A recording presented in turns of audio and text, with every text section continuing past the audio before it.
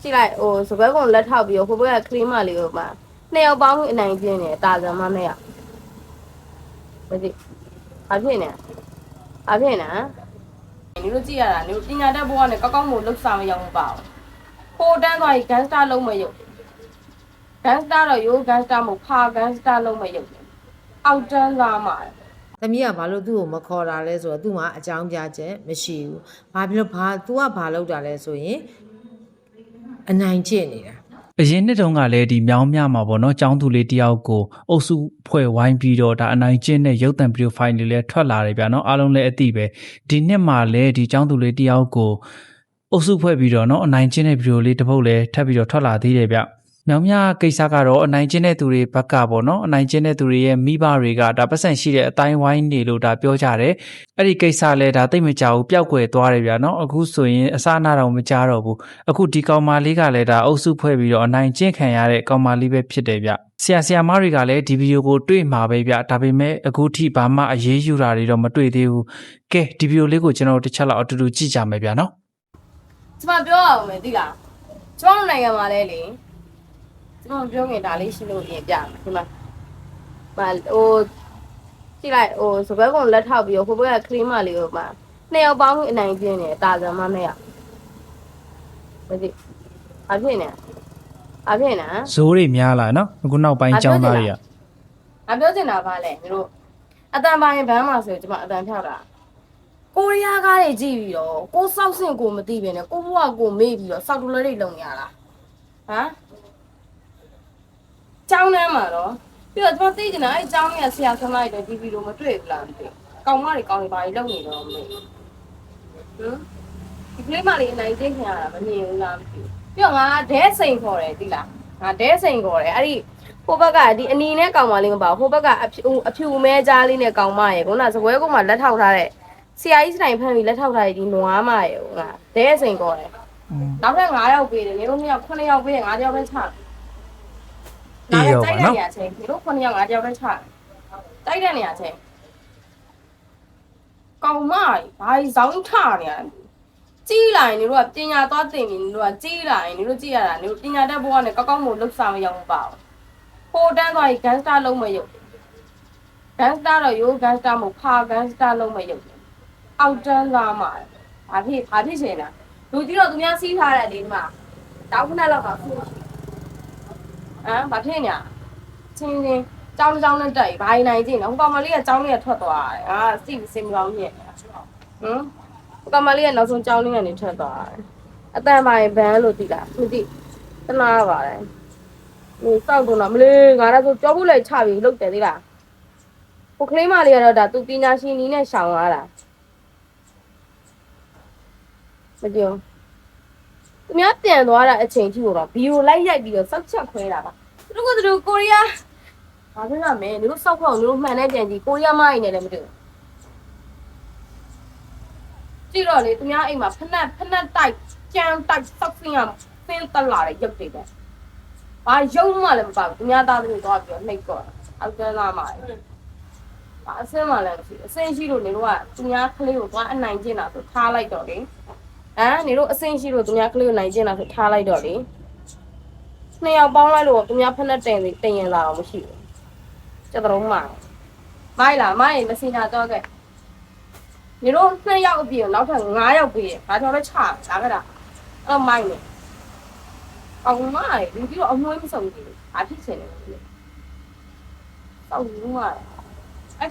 ဒီအရွယ်တွေဆိုရင်တော့ဒါ10တန်း12တန်းလောက်တော့ရှိလောက်ပြီဗျာနော်မိဘတွေတော့မသိဘူးဗျာဘေးနားကကြည်နေရတဲ့သူတွေကတော့အသေးတရားရရင်တထိတ်ထိတ်နဲ့ဒီအတန်းမှာအုပ်ချုပ်နေတဲ့ဆရာမတွေကနော်ဒီမြင်ကွင်းကိုမမြင်ကြဘူးလားဒါမှမဟုတ်မြင်ပေမဲ့လည်းမသိချင်အောင်စောင့်ထားကြတာလားเนาะမျက်ကွယ်ပြူထားကြတာလားတော့မသိဘူးဗျကျွန်တော်မြောင်းများကကောင်မလေးလို့เนาะဟိုဘက်ကပတ်စံရှိတော့သတင်းကိုဖုံးချပြီးတော့နောက်ပိုင်းဘာမှန်းတော့မသိလိုက်ရတဲ့အခြေအနေမျိုးတွေဖြစ်သွားမယ်ဗျကဲကြည့်နေကျွန်တော်တငယ်ချင်းတွေလည်းဘလို့ထင်လဲဗျเนาะနောက်ထပ်ဗီဒီယိုမှာလည်းဒီဆီယမာကြီးတယောက်ကတိတိကျကျလေးနိုင်ချင်းတဲ့ကိစ္စတွေနဲ့ပတ်သက်ပြီးရှင်းပြထားသေးတယ်ဗျအဲ့ဒီဗီဒီယိုလေးကိုလည်းကျွန်တော်တစ်ချက်လောက်အတူတူကြည့်ကြရအောင်ဗျ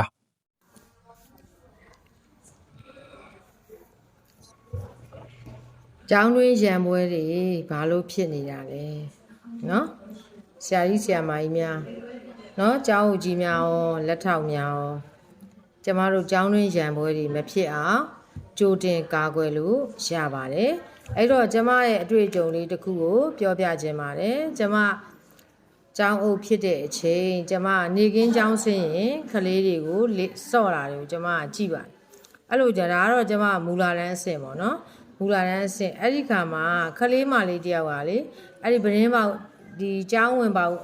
ကျမတို့ကခြီတန်းရှိကျောင်းလေးဆိုတော့ကျောင်းဝင်ပေါက်ကနေပြီးတော့ကလေးတွေစော့နေတာကိုသူကလိုက်ပြီးကြည့်တာ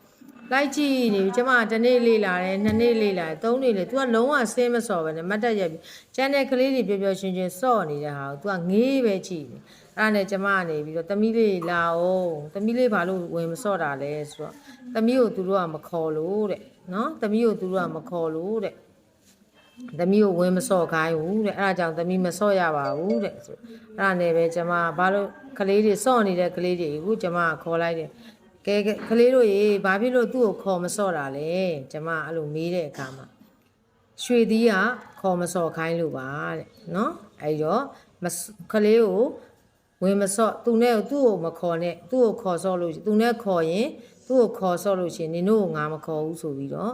ပြောပါတယ်နော်ရွှေသီးဆိုတဲ့ကလေးမလေးကပြောပါတယ်တဲ့ဆိုတော့ကျမအဲ့ဒါနဲ့ပဲရွှေသီးလောင်းသမီးဘာလို့သူ့ကိုခေါ်မစော့တာလဲဆိုအဲ့ဒီကလေးမလေးဒီသူ့အပြစ်ကိုသူသိတဲ့အခါမှာ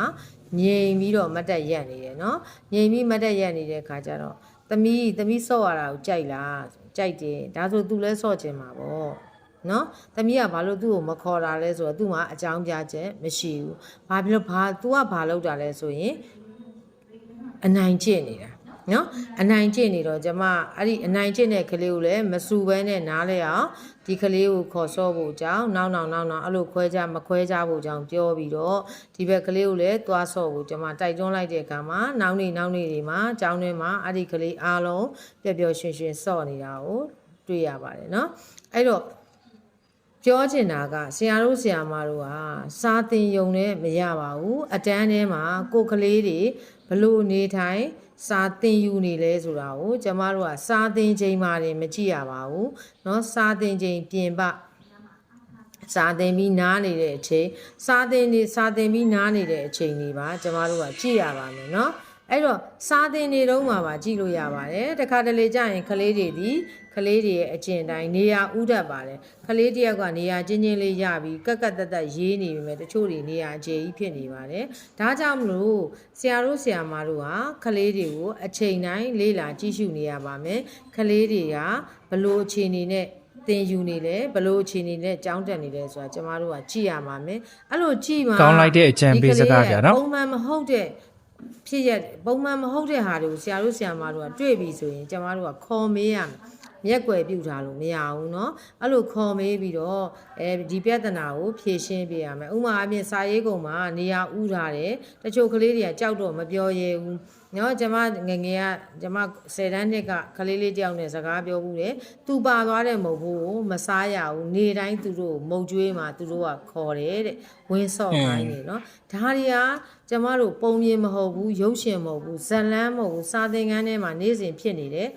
ပြဿနာတွေเนาะဒါတွေကိုဆရာမတွေကသိမှခုနအနိုင်ကျင့်ခံရတဲ့ကလေးเนาะပြစ်ပယ်ခံရတဲ့ကလေးတွေအတွက်အားကိုးရမှာပါဒါကြောင့်ဆရာတို့ဆရာမတို့အရန်အရေးကြီးတဲ့เนาะကျောင်းတွင်းအနိုင်ကျင့်မှုတွေအကြမ်းဖက်မှုတွေမဖြစ်အောင်ကျမတို့ဒီ class control လေးလုပ်ရမယ်နောက်တစ်ခါကျတော့ကျောင်းဝင်းတွေကိုလည်းအမြဲကြည့်နေရမယ်เนาะနောက်တစ်ခါ assembly မှာဆရာတို့ဆရာမတို့ကလေးတွေနားဝင်အောင်ဒီကိစ္စတွေကိုပြောပြရမယ်။ကျောင်းတွင်အကျန်းဖက်မှုတွေအနိုင်ကျင့်မှုတွေမဖြစ်အောင်ပြောပြရမယ်။နောက်တစ်ခါကျတော့အတန်းလိုက်တင်သွားတဲ့စာရိတ္တနဲ့ပြည်သူညီကြီးဘဝတွက်တာတွေကိုသေချာသင်ရမယ်။စာမေးပွဲမစစ်ဘူးဆိုပြီးတော့အဲ့ဒီဟာတွေကိုပေါ့ရော့သင်နေတာလေဝမ်းနေဖို့ကောင်းပါတယ်နော်။ဒါကြောင့်မလို့ဆရာတို့ဆရာမတို့လက်ရှိအချိန်ကအရင်ဟာတွေထားခဲ့လိုက်တော့လက်ရှိအချိန်မှာအတန်းတွင်မှာဘယ်ကလေးတွေ